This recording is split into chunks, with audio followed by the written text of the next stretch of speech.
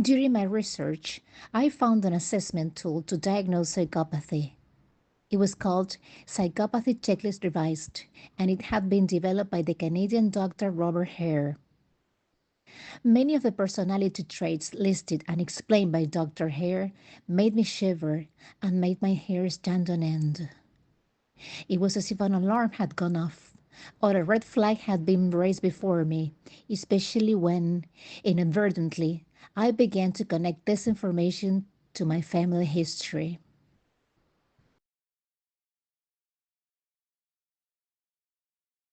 Somehow, I sensed that delving into that subject would allow me to unveil some aspects of my identity, for I desperately needed to know within what sort of family I had grown, what kind of individuals my father and mother had been. In some way, it was a relief to finally understand why their behavior was so peculiar, why they were so different from my friend Danila's parents.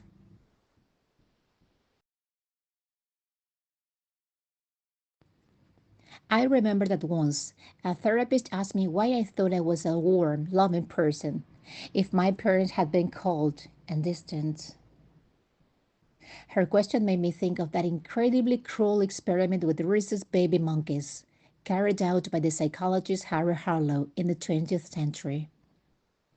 He used inanimate mothers made of wire and cloth and others of terry cloth to substitute for the real moms. That's how I perceive it.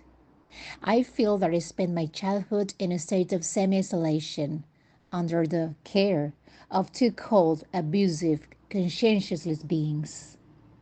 In other words, I grew up with a lack of affection, attention, and support within a family that reproduced violent situations on a daily basis.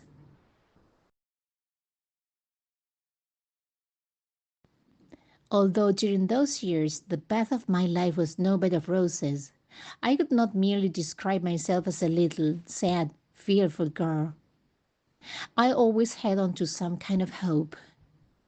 Yes, I was afraid of my dad, and I suffered countless injustices, but still, I was brave, insightful, curious, and enthusiastic. Despite the fact that I was little, I had no say and no right to complain. I was quite aware of what happened around me, of the differences with other families, and the peculiarities of mine. I knew about Dad's two faces, the one that he showed to the outside world, and the one that we saw in the privacy of our home, once he closed the door and took off his mask.